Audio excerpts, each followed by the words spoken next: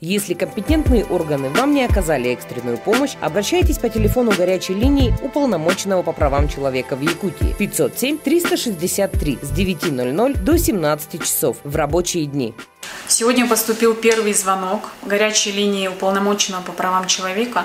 Поступила коллективная жалоба по адресу Очиченко, 28, где была проведена представителями уполномоченного по правам человека проверка и инициированы соответствующие запросы в прокуратуру Республики Саха-Якутия. А вообще, вот, вы туда приехали, посмотрели, ваше впечатление, действительно ли там нарушаются права человека, вот как руководителя? Визуально, на самом деле, я вам хочу сказать, что в некоторых отдельных квартирах опасно пребывание уже по визуализации данной квартиры, уже видно, что находиться в данном помещении опасно. И я хочу сказать более того, данный дом признан аварийным. Все документы жители дома представили. Жители дома не раз обращались в компетентные органы, где не получили помощи. Находимся по адресу Очиченко, 28. Интересный дом такой. И с кем я сейчас разговариваю? Юлия Владимировна Киркалова. Киркалова. Юлия Владимировна, расскажите, это что такое вот это? Это лестница наша. Ступеньки нет первой, вот она. Ходим вот так. Вот так. Это при условии, что у вас нет больных, да? На втором этаже у нас живет 70-летняя женщина. А как она? А вот как она ходит, я не знаю. Ну-ка, изобрази. Давай-ка. Тебе показывай. Скажите, вот это вот хозяйство когда началось? Это хозяйство началось уже давно, еще до того, как наш дом признали аварийным. Управляющая компания «Столичная» ничего не пожелала делать в нашем доме. Поэтому вот такой результат. На вызовы они не приезжают. 8 сентября дали отопление. То есть запуск был тепла. Провал трубу вот эту вот. И 2 недели управляющая компания не реагировала ни на что. Ни на наши заявки, ни на наши жалобы. До тех пор, пока мы не вышли на сайт. На сайт Светланы Николаева. Там единая диспетчерская служба обязала управу разобраться. Управа наняла людей своих. Потому что в управляющей компании на тот момент не было ни сварщиков, ни сантехников, все увольнялись. Они приехали и до полуночи здесь ремонтировали. Выяснилось то, что у нас еще с той стороны дома ржавые задвижки. Им пришлось купить задвижки, поменять. Тогда они отключили тепло, отрезали батарею. Вот это сейчас зимой все прорвет тут. Так. Также 17 сентября мы написали первое заявление на КЧС, чтобы нам произвели КЧС. Но вот до сих пор результатов нет. 17 написали сентября в управу, потом 25 сентября написали в управу также на КЧС. Нет результатов. И до сих пор от нас отмахивают. ДЖО написали, в СГХ, везде написали. Мы написали в СГХ, чтобы провели проверку управляющей компании. Мало того, что они ничего не делают, они еще нам выставляют несуществующие услуги. Они берут с нас за уборку двора, которую они не делают, да? Они берут с нас за проверку счетчиков, приборов, учетов. У нас нету приборов учета, ни у кого и никогда здесь не было. Никто их сюда не ставил, но берут с нас. Это сколько лет продолжаете? Ну вот лет 6 уже, наверное. Да. И вы платите? Ну, так мы платили, я вот лично платила до января этого года. В январе я сказала: извините, ребята, вот как вы будете услуги оказывать, так мы и будем платить. Простите, вот этот дом аварийный, что ли? Да, он признан аварийным в 2016 году, в январе 2016 года.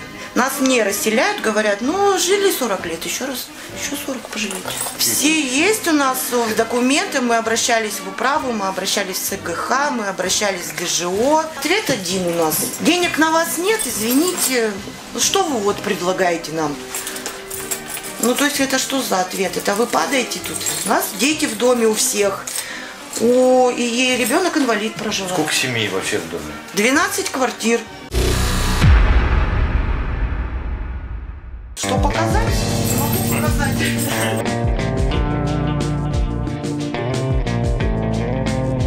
Обратите внимание, стекла треснутые, и стекло за стекло уже заходит, то есть дом в ту сторону косит, и пошел вот, то есть не сегодня-завтра, оно уходит.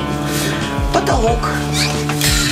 Вот это 2 недели прошло, он уже падает.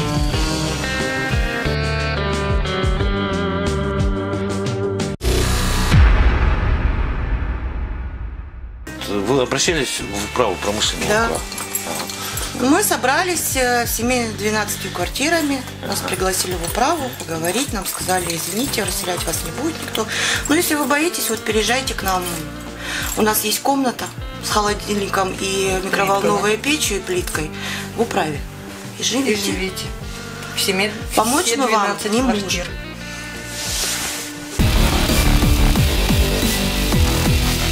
Вот какие у вас требования или выход из данного положения, как вы видите? Ну, мы бы хотели для начала, чтобы все-таки комиссия КЧС была произведена, потому что уже, везде же бьемся, уже на протяжении скольки лет бьемся. И с 17 сентября она все отлаживается и отлаживается, никаких мер-то не принимается. Быстрее бы уже провели комиссию КЧС, уже бы дали какое-нибудь решение нам. Правильно понял, что вы не пойдете в маневренный фонд, который сейчас уже как бы... Ну, в 10 квадратов 6 человек, извините, это, по-моему, уже слишком. Ну, конечно. И у города нет квартир, я не поверю никогда в это. Не может быть такого. Мы такая республика, да, у нас столько домов строится, у нас столько новостроек, и нет квартир.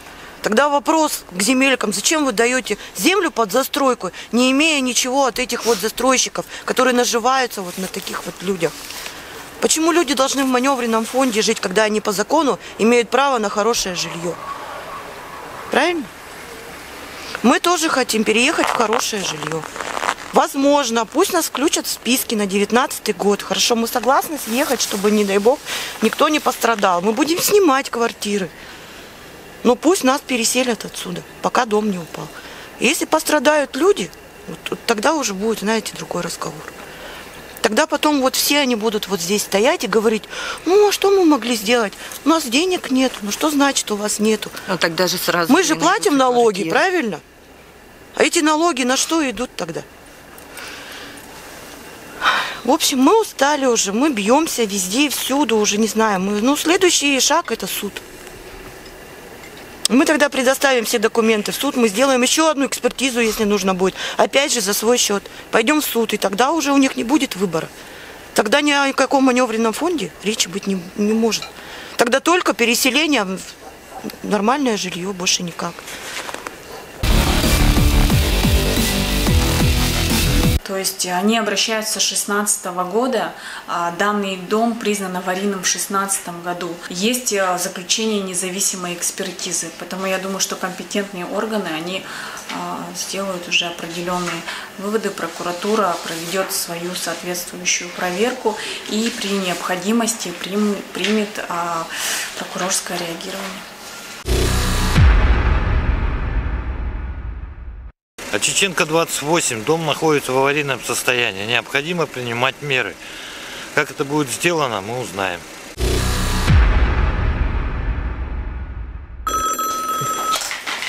Алло. Аппарат уполномоченного по правам человека, он правомочен действовать на действие и бездействие органов государственной власти.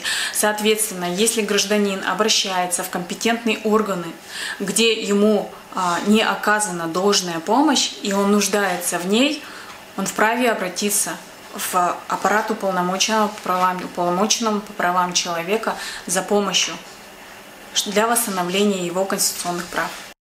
Уважаемые жители Республики Саха-Якутия, если вам не оказана помощь органами государственной власти, уведомляем вас об открытии горячей линии уполномоченного по правам человека в Республике Саха-Якутия. Если компетентные органы вам не оказали экстренную помощь, обращайтесь по телефону горячей линии уполномоченного по правам человека в Якутии 507-363 с 9:00 до 17 часов в рабочие дни.